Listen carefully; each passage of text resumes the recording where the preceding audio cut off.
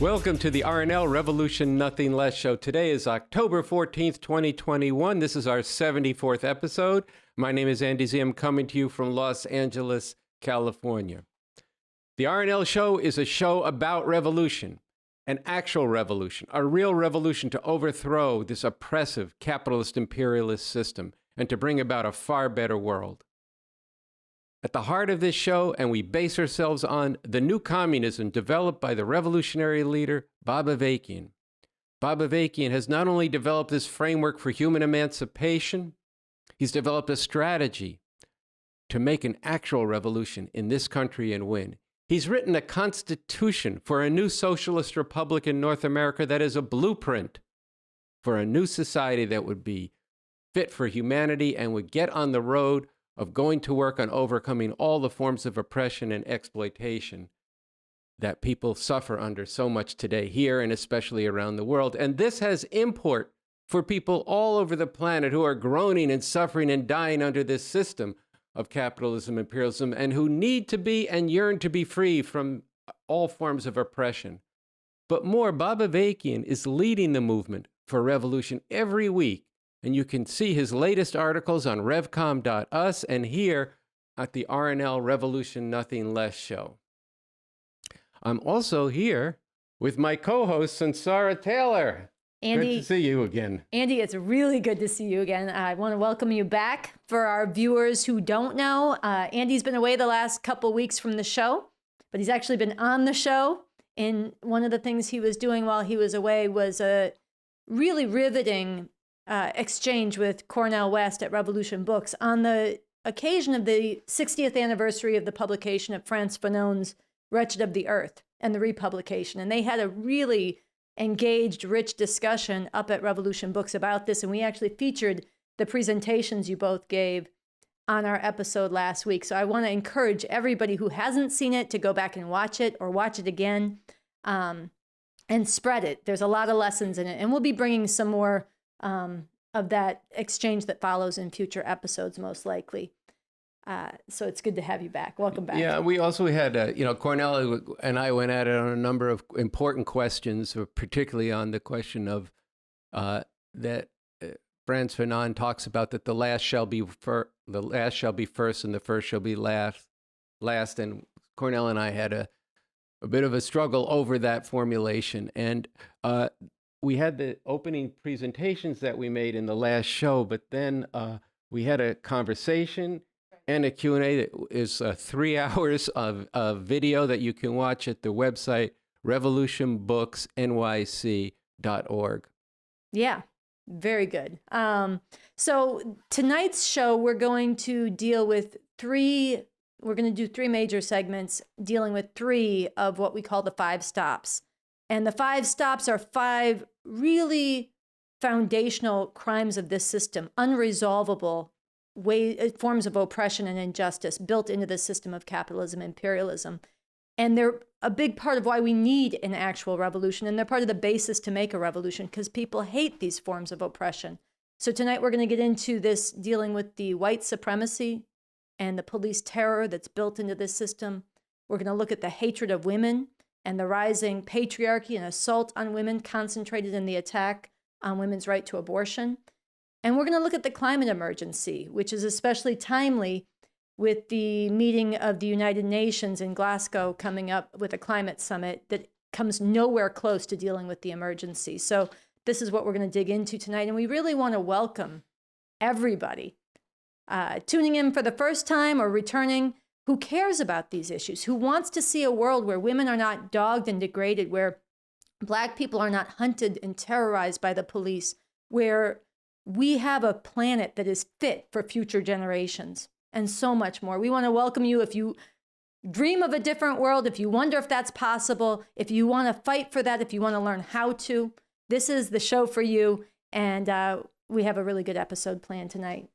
Sunsara, Bob Avakian issued a statement on the occasion of the new year, and he said that with the election of Joe Biden, we've only bought some time, and that Biden would fail miserably in his attempt to heal the country and unite the country. And, for the first few months of the Biden administration, the Democrats and the even the progressives, radicals, the Bernie supporters, they were kind of intoxicated with all of this. And those who just didn't go off into their lives and relaxed and think everything's going to be just fine now with, avuncular Joe running things. But in the last couple of weeks, a panic has set in. About just where things are headed and the danger of the return of fascism. Yet, in this New Year's statement, Bob Avakian wrote that Biden and the Democrats cannot bring this country together, as they falsely claim, because there can be no reconciliation with these fascists whose grievances are based on fanatical resentment against any limitation on white supremacy, male supremacy, xenophobia, hatred of foreigners, rabid American chauvinism, and the unrestrained plundering of the environment. And they are increasingly expressed in literally lunatic terms. There can be no reconciliation with this other than on the terms of these fascists, with all the terrible implications and consequences of that. You can read this New Year's statement on our website, revcom.us. It's very rich, it's very deep. But today in the three statements, as you said, Sunsara, on the environment, on patriarchy, specifically the struggle over abortion, the right of women to control their own destinies and their bodies, their very lives, and on white supremacy and the entrenched institutions of repression in this country, the police in particular, we're going to show some of how this situation has actually intensified with tremendous cost to the masses of people around these three fault lines, and some of how these fault lines and this contention at the top of society between the Democrats who want to maintain the norms of society that the fascists have no respect for whatsoever. In fact, they have a completely lunatic version of even what is real. And we're going to get some to how these particular fault lines reveal this sharp divide, and how this doesn't only have to result in tremendous horror to the masses of people, which it certainly does if these fascists come back, and even the normal workings of this system, as we'll get into particularly in this segment on the environment, but also the police are continuing to murder people under this democratic regime and in democratically run cities. But not only is there a great horror that it could be in the offing if the fascists succeed, but there's also the potential for a revolutionary future that could be wrenched out of this situation. Yeah, and that is really the most important thing you need to get from this show, the need for revolution, but also that we're living in a time, a really rare time in a country as powerful as this, when a revolution could actually be ripened and made if we go to work on it. And that's part of what this show is about. That's what we're going to bring you through. And I wanted to share one other thing, just as a context, to help us frame the show as a whole, from a statement that Bob Avakian did, a seminal piece called "This is a Rare Time When Revolution Becomes Possible. Why this is so and how to seize on this rare opportunity." And he's writing about the situation we find ourselves in. And I want to quote here. He says, "These divisions among the ruling powers and in society at large cannot be resolved within the framework that has existed and has held things together for nearly 150 years, since shortly after the Civil War, which led to the abolition of slavery. They cannot be resolved on the basis of the capitalist democracy that has been the normal means of capitalist rule, really dictatorship, for so long. Something radically different is going to replace the framework that has existed for all this time. And as the Declaration and Call sharply points out, the crisis and deep divisions in society now can only be resolved through radical means of one kind or another, either radically reactionary, murderously oppressive and destructive means, or radically emancipating, revolutionary means. And that is what we have to lift our sights to. That's what we have to deepen our understanding of. And that's what we have to go out and make a reality. So with that, I think we should move into our episode. Yeah, and before we get to this next segment, that's going to be on the police. You mentioned the Declaration and Call in the quotation from Bob Avakian. This is from the RevComs. It's a declaration, a call to get organized now for a real revolution. That's a very concise statement of this potential that exists in the current situation that we face for not only great horror, but also great potential for a really liberating revolution. And there's a way we can get to that situation through what we do and through your watching the show every week and going to RevCom every week and getting with the RevComs and getting into Bob Avakian.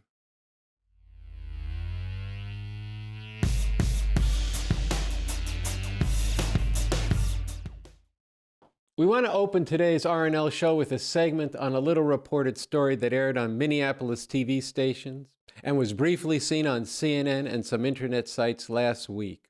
A story that starkly reveals another bitter link in the long chain of officially sanctioned oppression and repression in this country.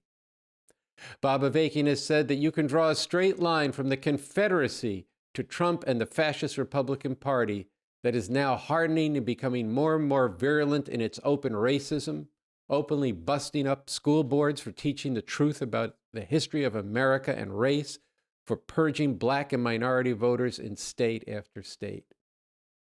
Fascism, full-blown fascism, is a qualitatively different form of rule of the capitalist system that we live under.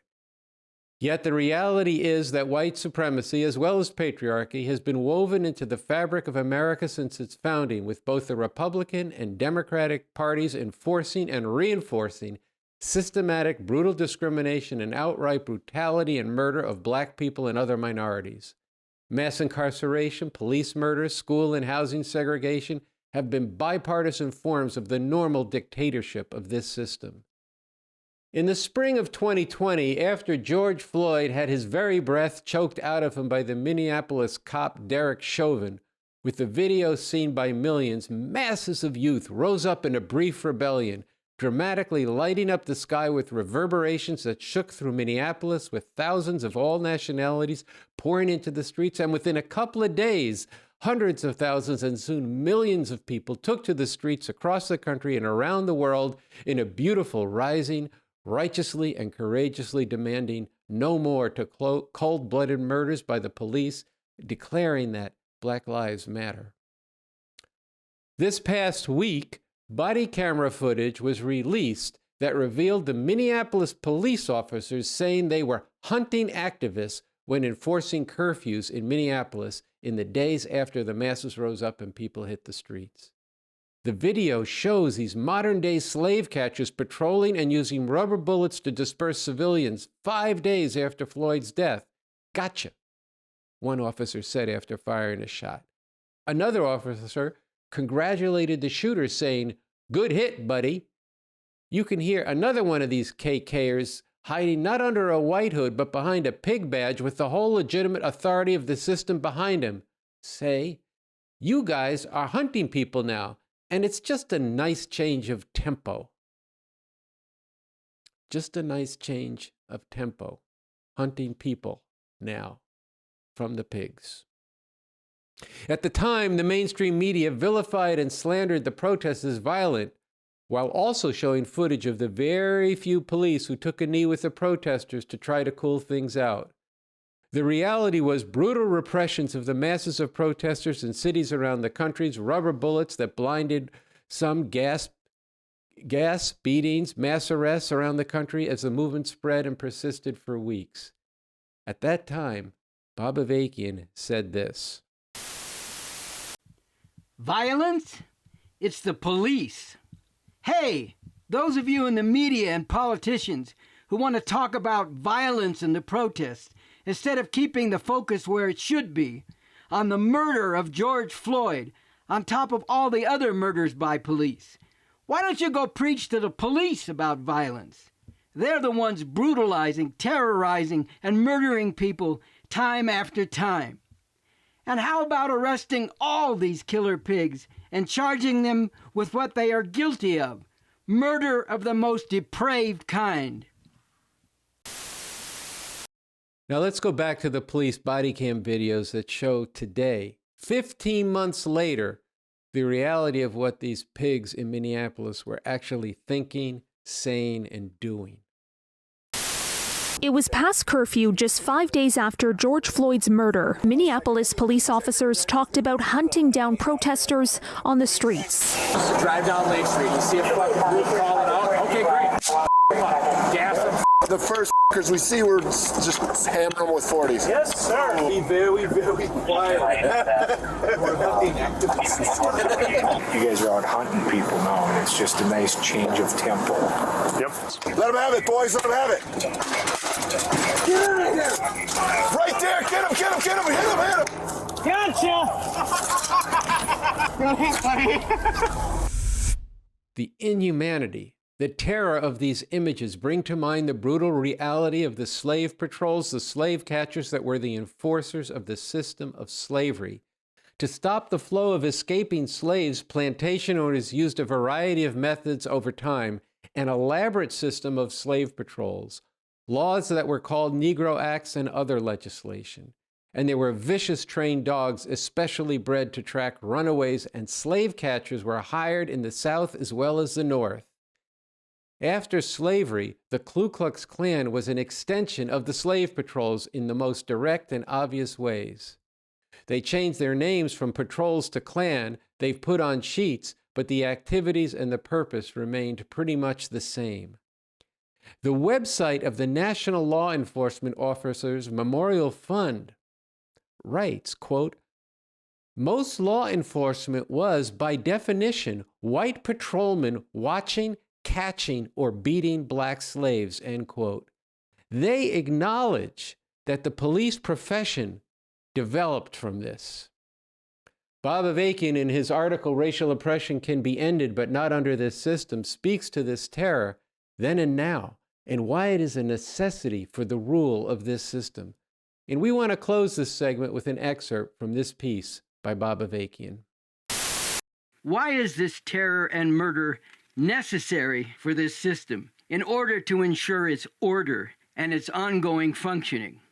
The answer is that from the beginning of this country, white supremacy has been poured into the foundation and built into the institutions and the ongoing functioning of this system.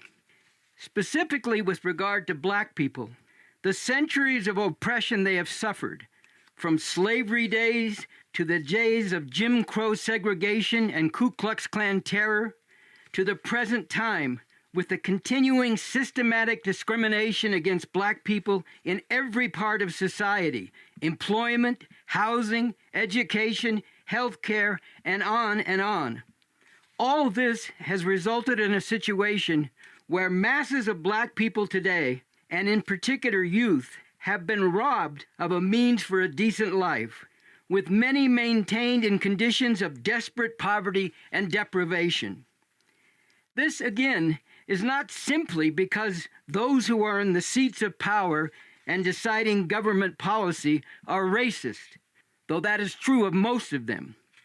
It is fundamentally because of the nature of the system itself and the historically evolved requirements and dynamics of this system of capitalism-imperialism. Now that is a big mouthful.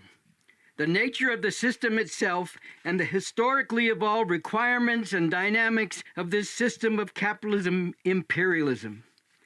So let's break it down. This country was founded on the enslavement of masses of African people, as well as the genocidal subjugation of Native Americans and theft of their land. And its further development involved the conquest of huge parts of Mexico, reducing people of Mexican origin to second-class status as well. This required the propagation of racism to justify all the horrific oppression. Then, when the Civil War broke out over the question of slavery, and even when slavery was abolished as a result of that Civil War, given that white supremacy had been and remained such a crucial part of the glue holding the country together, the only way to put it back together on the foundation of the capitalist system was to once again forcefully assert white supremacy.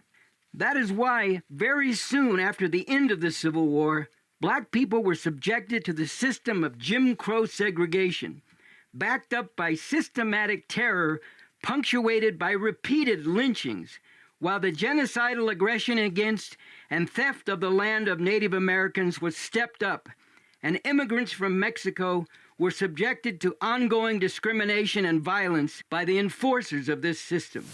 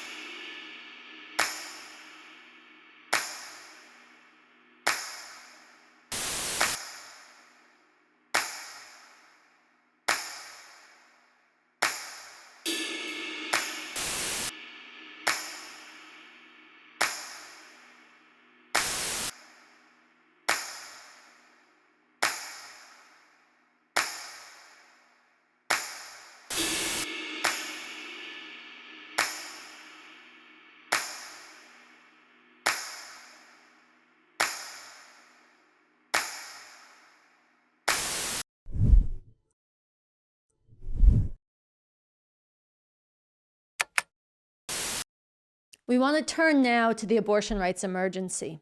As we have been covering on this show and at revcom.us, there has been a near total ban on abortion in the state of Texas in effect since September 1st. And on December 1st, the Supreme Court is going to hear a case out of Mississippi, another abortion ban that could potentially overturn abortion protections nationwide. So, Sunsara, to get at what's at stake in this battle, we want to share some of the voices of those who the RNL team spoke to at the marches on October 2nd for abortion rights. What brought you out today? To fight the Texas abortion law. It's insane that the government is going to have control over women's bodies and what they do with their bodies. It's insane. I think every woman should have a right to choose whether they want an abortion or not have an abortion. And why would we make others' life a living hell, you know what I'm saying? Yes, I know it takes two people to make a baby, but the women does all the work. They hold that thing for 9 months, and I feel like if she doesn't want to keep it, because some women can't, they don't have the money or they can't do it, and I feel like it should be their choice whether they keep it or not. And if you think about it, they're really killing a fetus. It's not actually a child yet, so it's like I'm just 100% pro-choice. It's a clump of cells. It's a fetus. It's not a baby. It's a freaking fetus. It's literally a clump of cells that can't feel pain against a living human being that can. We don't need more kids that we can't support. We need a better system, and I'm pissed off.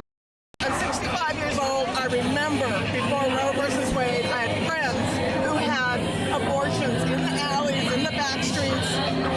And my grandmother had an abortion probably sometime in the 1930s, became septic and almost died because abortions were not legal then. I think, what they're doing like in Texas, we're taking a giant step backwards for that.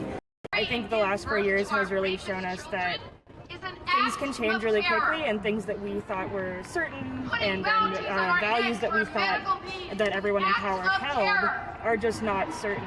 You both have coat hangers. Why are coat hangers? Can you say why? Well, as a nurse practitioner, this is what my biggest fear is all these young girls and women that are going to resort to crazy methods to end their pregnancies, and I'm afraid of what's going to happen then. I really appreciated seeing that. Those voices were really incredible and insightful. They brought alive a sense that forced motherhood is female enslavement, which is, after all, what these fascists who are coming after abortion are really all about. But there is more that's going on here. Sunsara, you wrote about this on revcom.us, how this Texas abortion ban actually concentrates an assault on the rule of law. Could you talk a little bit more about that? Yeah, I think it's really important that in addition to the living hell that this Texas abortion ban is already making the lives of so many women in Texas and the threat it poses to women everywhere, this Texas abortion ban is a flagrant violation of the rule of law. This is an openly unconstitutional abortion ban, and everybody knows it. In 1973, there was a Supreme Court decision which guaranteed, a landmark decision that guaranteed abortion protections nationwide. And it's still the law of the land, allegedly. And yet this law in Texas is depriving women of this right. And the way that Texas did this is they wrote this law deliberately to evade judicial review, which means to do an end run around the courts. And they did this by sort of outsourcing the enforcement of the law. So Texas doesn't enforce the law, but they unleash vigilantes, bounty hunters, and anybody who wants to go and hunt down somebody who helps a woman get an abortion. And sure enough, the Supreme Court used this as a justification to let the law go into effect. And I want you to bear with me because this is really important, the legal back and forth on this. Last week, a federal judge in Austin, Texas, named Robert Pittman, looked at this. He was asked to block the ban. He looked at this and he issued a scathing 113-page decision that just said in so many different ways, this is not the way the law is supposed to work. And he argued forcefully that the federal government absolutely has a responsibility to protect the constitutional rights of women and people generally when they're being violated by a state or by private citizens. And to make this argument, he went all the way back to the period that followed the Civil War, the period of Reconstruction. And he looked at the way that Black people, formerly enslaved Black people, were being terrorized by the Ku Klux Klan, by lynch mobs, by arson and looting and all kinds of terror that was unleashed. And the states in the South were doing nothing to protect these Black people. And in fact, a lot of times the states were administered by members of the Klan themselves. And this is the origins, and Pittman, this judge, makes this point. This is the origins of the 14th Amendment and of the Department of Justice. So he goes all the way back to this to make the argument that the federal government has a responsibility to intervene. And just 2 days after he did that, 48 hours later, a higher court just threw out his decision and reinstated the law. And I think this really concentrates and highlights one of the things that I quoted from Bob Avakian at the top of the show from his piece, This is a Rare Time When Revolution Becomes Possible, where he says these divisions among the ruling powers and in the larger society cannot be resolved within the framework that has existed and held things together for nearly 150 years, since shortly after the Civil War, which led to the abolition of slavery. They cannot be resolved on the basis of the capitalist democracy that has been the, quote, normal means of capitalist rule, really dictatorship, for so long. And this Texas abortion ban and the way it's being handled in the courts is an expression of this. The rule of law as we have known it for nearly 150 years is being radically undermined, as are the rights of women, and there's no going back to normal. This is going to be resolved in a radical way, one way or the other, radical reactionary or radical revolutionary. And this is the thing that people really need to understand and be organized to act on. You know, it's so true that the radical reactionary is fascism. It is a different form of rule. It is an open dictatorship of the capitalist class, even as we live under dictatorship all the time under this system. And a key part of their program is the subordination of women. This is and abortion is very key to that. But also they're going after birth control. They're going to go after LGBTQ people. There's a whole program they have here. And we've said for some time that part of the triad of fascism is white supremacy, xenophobia, the hatred of people from other countries, and patriarchy. And so this is, I think, a very moving scene in this segment we watched from the march of these women with the coat hangers and the Handmaid's Tale. The Handmaid's Tale uniform is a reflection of the novel by Margaret Atwood on Handmaid's Tale. Yeah, what? Oh, sorry. Go ahead. No, go ahead. Say it. I was saying it was on Hulu. I thought you were looking for that word. No, I wasn't looking for how you could, but you can watch it on Hulu. No, what I was going to say is this is a society where this is enforced, and they, without going into the whole story, this is what that future is. But the future under the Democrats, who have conceded with this every step of the way, and that this is at the foundation of this country, was patriarchy and how it was formed. In that New Year's statement I read earlier, Bob Avakian makes a very compelling case that the elimination of male supremacy is impossible within the confines of this system. So that the continuation of all this is a great horror, but the conflict between these two sections of the ruling class could give rise to something really much more positive. He says in that piece, Rare Time, he makes an analysis that concentrates in incredible strategic guidance in how we can get from the situation where way too few know about this revolution and this leadership.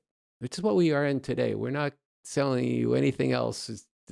There's way too few people know about Bob Avakian. There's way too few people know about this leadership and this movement for an actual revolution. And they're not with it yet. But we need to get to a situation where thousands are organized into the revolution, who are impacting the country as a whole, and with changing conditions, these thousands could impact millions who could be moved then to put everything on the line for this revolution. And in this piece, Rare Times, that we've been talking about, he says, quote, "This rare situation, with the deepening and sharpening conflicts among the ruling powers and its society overall, provides a stronger basis and greater openings to break the hold of the system over masses of people, and it is extremely important to deeply understand this. As this situation develops, and the ruling class is more and more unable to rule in the old way, society and daily life for the masses of people from different parts of society can become increasingly unsettled and chaotic, with frequent disruptions of the normal way that things have been. And as the normal way society has been ruled is failing to hold things together, and society is increasingly being ripped apart, this can shake people's belief that the way things have always been is the only way things can be. It can make people more open to questioning. In a real sense, it can force people to question the way things have been and whether they have to stay that way. And this is all the more likely to happen if the revolutionary forces are out among the people, shining a light on the deeper reality of what is happening and why, and bringing out that there is an alternative to living this way," end quote. So as I was speaking of earlier about the clip that we saw from the march on October 2nd, we could see some of what's brought out here in terms of the assault on abortion rights. People who've been jolted into political life and who now are more open. They're even being forced to question things about the society that they've never had to question before. And they're meeting the revolutionaries who are telling them about things they never even heard of or dreamed of. So I think we should talk some more about this. But first, before we do, I think we should show a little more footage to give a fuller sense of what the RevComs did out there and the reaction that people had to this revolution and the new revolutionary society that's in the Constitution for a new socialist republic. The women all over the world who right now, they're getting the right and access to abortion because of what they did in the streets. Because they unleashed their fury. And I know you feel this fury. And we have to unleash the fury of women as a mighty force for revolution. Okay? Because patriarchy and capitalism, you cannot do away with one without doing away with the other. You need a revolution to overthrow that system. And that's what we're getting organized for right now. And we're here to say unleash the fury of women as a mighty force for revolution. Break all the chains. Break all the chains, not just one.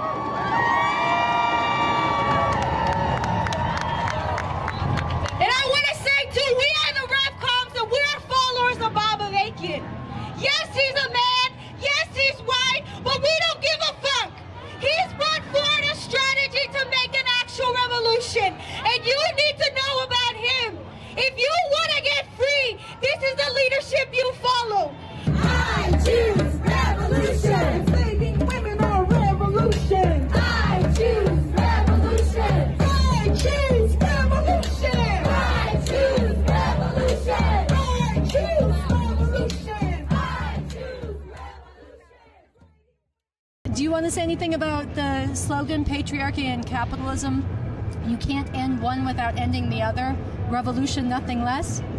I do believe that it is not possible to end one without the other, mostly because of the way that our society was founded, without being able to go down to the very basis of our foundation, which was founded by white cis heterosexual men, without dismantling those ideals, without being able to take those ideas and pull them apart and find out what those values really were, we cannot dismantle capitalism.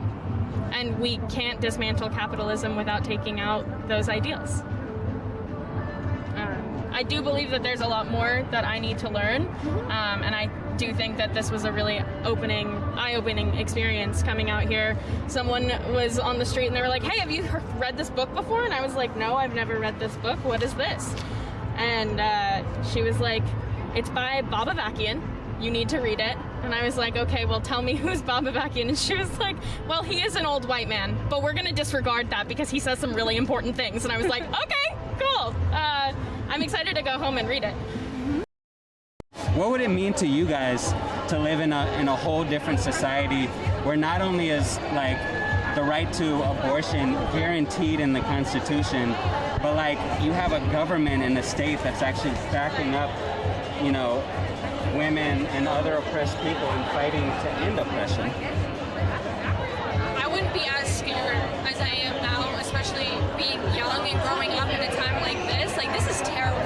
You know, if I had the state and the government and the Constitution backing me up on what I can do with my body, I would be 100% okay with doing that. But, you know, unfortunately, I wouldn't be so afraid. Exactly.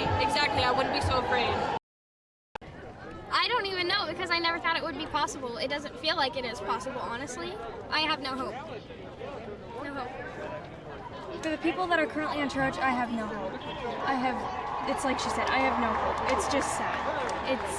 And if we did have that, I would be so happy. I would be crying tears of joy if that was what would happen.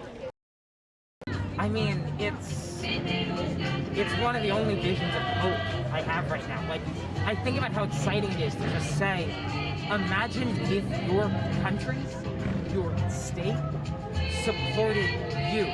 Imagine if you and your neighbors all knew that they were defended by your state. I mean, it's a beautiful thought. It's why I'm out here. It's exciting. You know, watching that footage and participating in those interviews as well, it really struck me how much people had never imagined. They'd never even thought to imagine a society where women were treated like full human beings. And that alone is such an indictment of the system that we live under, the culture, the political atmosphere. People have no political imagination of a different world. But it also struck me that when we posed to them, imagine you lived in a different kind of society where the state backed you up, where it protected the rights of women and other oppressed people, but also backed them up in making changes in society. There was like two things that everybody said. First, they said, "I don't think that's possible." They'd never thought of it.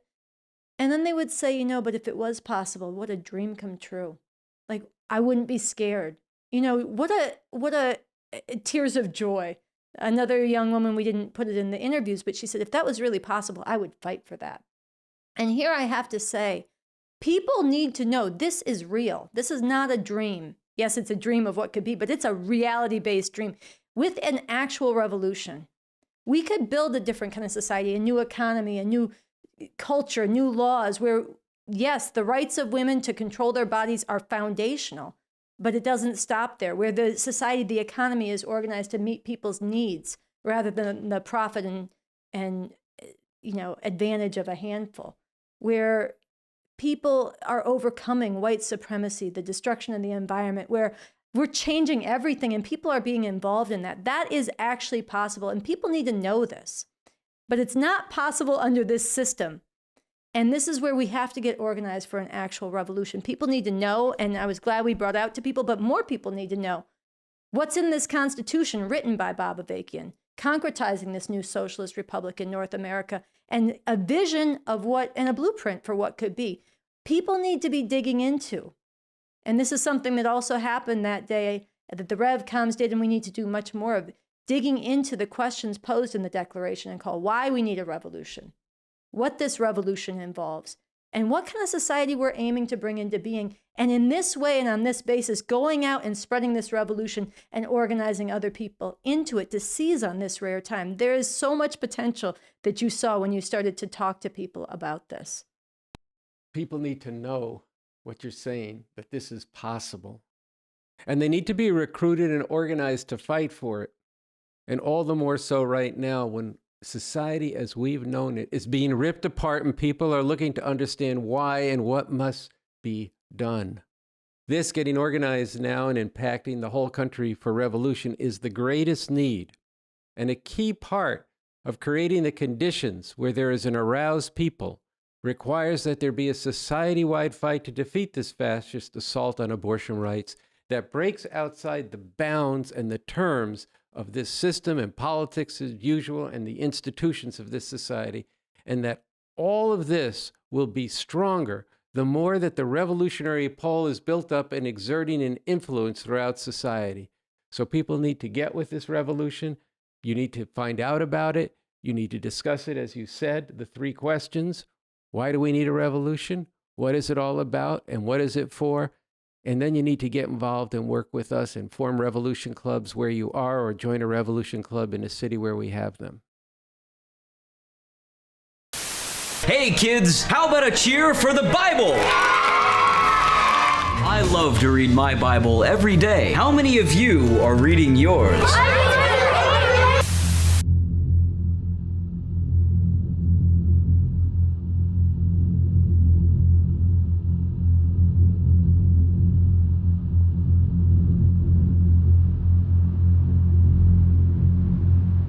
The Bible.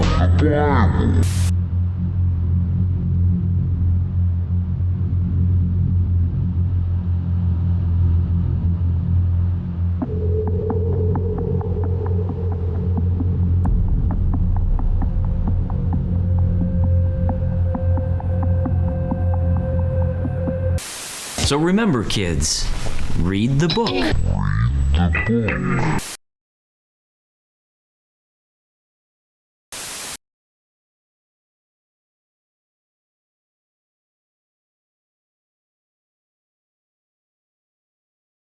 At the end of this month, and through early November, representatives of world governments will gather for United Nations global climate talks in Glasgow, Scotland.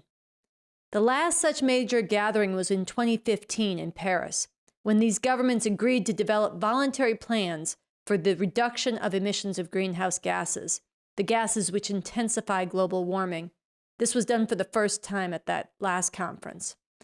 The conference in Glasgow is coming at a time of existential crisis confronting humanity.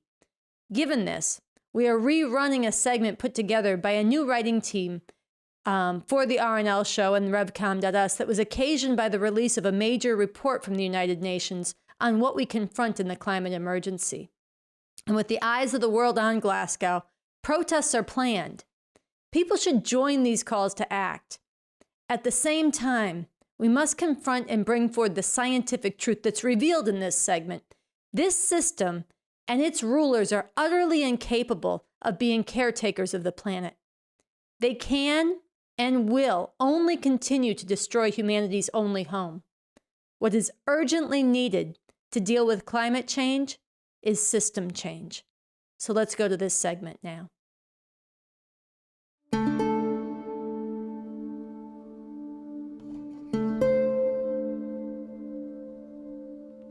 The new UN report on climate change, a more accurate and alarming picture of the peril facing our planet.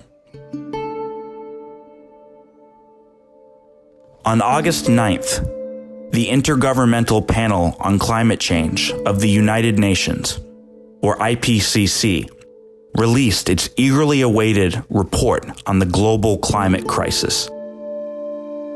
This report is the product of the cooperative work of hundreds of scientists around the world. The basic science of climate change and global warming has been well established for decades. This is the scientific understanding that human activity, namely the burning of fossil fuels like oil and natural gas, along with the clearing and thinning of forests, is causing the planet to warm. And this is having dire consequences. The new IPCC report represents a tremendous and important advance in this scientific understanding. It paints a clearer, more vivid picture of the devastating impact that climate change is already having. And it identifies some of the massive and even more devastating impacts of climate change that are now locked into the future for thousands of years to come. Let's talk about some of the report's key findings. Because of advances in the science of climate change, this report is able to draw a more direct link between the warming of the planet caused by the burning of fossil fuels and the widespread extreme weather events much of the planet is currently experiencing. These extreme events include this summer's deadly heat waves. July 2021 was the hottest month ever recorded. From the Pacific Northwest here in the US to Italy and Greece in southern Europe, people have experienced temperatures well above what is considered safe for humans, and well beyond previously normal summer temperatures. The new IPCC report concludes that heat waves, which used to occur once every 50 years, will now occur once every 10 years, and that many of the heat waves currently experienced would have been extremely unlikely to occur without human-caused global warming. Because of climate change, tropical storms are becoming larger, stronger, wetter, and more dangerous.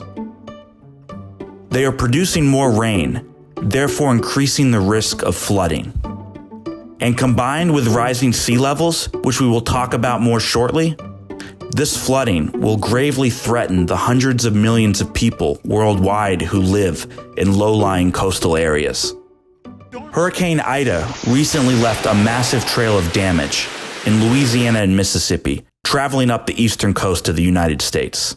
This is an example of a tropical storm that is supercharged by climate change. A storm like Ida lasts longer because storms are slower moving due to climate change, and they dump more water and are more intense. The new IPCC report has determined that Category 3 to Category 5 storms, the most intense storms, have increased in frequency over the last 40 years due to climate change. With more global warming, such storms will become more frequent. The IPCC report also concludes that wildfires, like those in California, Oregon, and Colorado in the US, and in Turkey, Spain, and Greece, are happening more frequently because of climate change. Wildfires like the recent Caldor fire at Lake Tahoe and the Dixie Fire, the single largest fire in California's history, are happening more often because of a dangerous combination of factors. This is what the report calls the compound effects of higher temperatures, heat waves, and droughts driven by human-caused climate change. The new IPCC report also highlights long-term environmental changes that are now locked in to the future and will unfold over thousands and thousands of years, transforming the planet as we know it. Some of these already irreversible changes include rises in ocean temperature, higher acid content of ocean water, which harms many sea organisms, and reduction of oxygen in the oceans. These changes will lead to the dying off of many sea-dwelling species. These changes will also upset the fragile balance of the Earth's ecosystem, like coral reefs, and deplete crucial food sources for much of the planet. The IPCC report reinforces the understanding that warmer atmospheric temperatures and already rising ocean temperatures will lead to further sea level rise, as glaciers and massive ice sheets in the Arctic and Antarctic melt. The flooding that rising sea levels will cause has the potential to make whole sections of the planet unlivable for populations of different island countries and for low-lying countries like Bangladesh. The report builds on advances in scientific methods and findings in the last decade, which have enabled scientists to draw firmer and more definite conclusions about crucial questions, like how much the climate will warm if business as usual continues for decades. For example, scientists better understand more of the history of the Earth's climate changing and how this relates to carbon dioxide concentration. Another example is advances in ocean science. The oceans absorb massive amounts of heat from the atmosphere, and scientists have learned more about how much the oceans can soak up and how warming oceans interact with the temperature. All of this, along with advances in the actual computer models, underlie further certitude in sounding the alarm on the grave danger we face from climate change. This deepened understanding feeds into the most important takeaway message of this new IPCC report. When it comes to dealing with the climate crisis, we are running out of time and moving in the wrong direction. Governments are not acting in ways that correspond to the urgency of this crisis.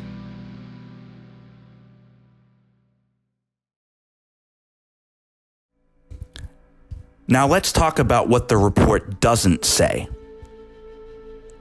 In order to stop warming the planet, we need an entire restructuring of the global economy from top to bottom. This means a rapid shift from fossil fuels to renewable energy sources, a transformation of the world agriculture system, and a fundamental change in how goods are produced, distributed, and consumed. The cold truth is that to seriously deal with climate change, you have to put the oil companies out of business, seize their assets, and leave most of the oil in the ground. To address this crisis requires global cooperation and collaboration. You need society-wide economic planning that puts social need and environmental imperatives in command. But none of this can happen under this system. This kind of full-scale transformation of society and economy is utterly at odds with how the world capitalist-imperialist system functions. This is a system organized around production for profit, a system in which the great imperial powers compete and contend with each other for global control and influence, a system that is leading to ever-widening social inequalities between the rich capitalist imperialist countries and the poor countries of the global south that are suffering the greatest consequences of global warming. However, there is hope on a scientific basis. Those who care about the planet must confront the reality that to deal with climate change, we need system change. And system change requires a real revolution to overthrow capitalism and replace it with a socialist system on the road to communism. This revolution is possible, and not in some far-off distant future. This is one of those rare times when a real revolution is actually possible in this country. And this is something that must be seized on and built for now. Only a genuinely socialist system can meet the needs of humanity and unleash the creativity, knowledge, and determination of people who agonize over this crisis to go to work on it and create a society and world that could interact with nature in a sustainable way. As it says in some key principles of socialist sustainable development, the new socialist society will put the interests of the preservation of the ecosystems of the entire planet above its own national development. It will encourage and give scientific, technical, and organizational backing for bold international initiatives to prevent widespread ecosystem collapse of coral reefs, rainforests, critical savanna regions, etc. A revolution in the former United States will put an end to the pollution-intensive, cheap labor, global manufacturing grids of production. The structure of production and the resource base of a new socialist economy will no longer rely on labor and materials from other countries, like cheap parts from hellish factories in Mexico and inflows of oil from abroad. The new society will provide technical and financial assistance for helping to clean up environmental damage in other parts of the world caused by the energy and mining operations, agribusiness and forestry, and industrial activities, as well as the export and dumping of toxic waste of the former U.S. empire. The new socialist state will immediately dismantle all military bases and occupations. It will vastly downsize the military industry and begin to convert huge components for productive social use.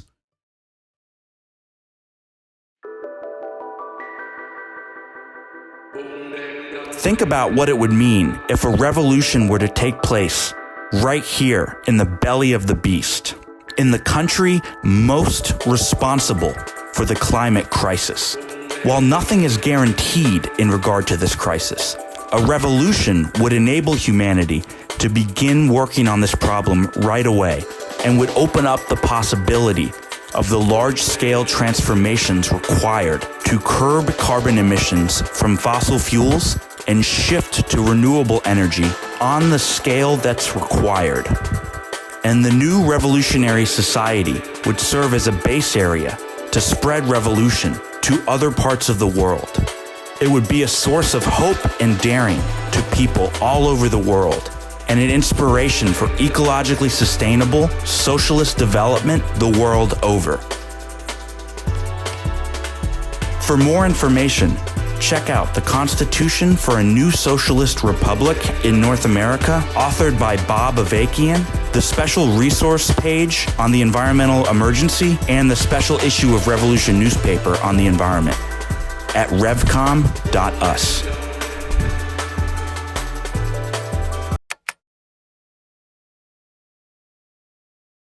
All right, so that brings us to the end of episode 74 of the RNL, the Revolution Nothing Less show. I want to urge you, if you haven't yet, to subscribe to our channel, to spread this show, to watch it with others, and to really dig into everything that we presented here, and to let us know what you think, what you learned, what your questions are. If you have other ideas, leave them in the comments below. We want to hear from you. And with that, I want to say, Andy, it's just really good to have you back. I'm glad to see you. It was good to be back. It's good to be back here in Los Angeles and in the studio that we've been constructing. And I just want to echo the point about spreading this episode and the previous episodes. Too few people are seeing this show, and it should be a lifeline to people for how we're going to deal with the situation we face that presents just so much horror and terror to people here and around the world. Bodies are washing up on the shores of southern Europe and northern Africa. There's refugees and camps at the Rio Grande in Mexico and on the U.S. side. And everything we talked about today with the future of the planet at stake. There's no other show that gets to the source of the problem and the solution than this. And it is really criminal that too few people see this show. So everybody watching the show, you have a role to play in making sure that this gets seen by everybody. So with that, good night. We'll see you next week, 5 p.m. Pacific time, 8 p.m. New York Eastern time, and 7 p.m. Central time.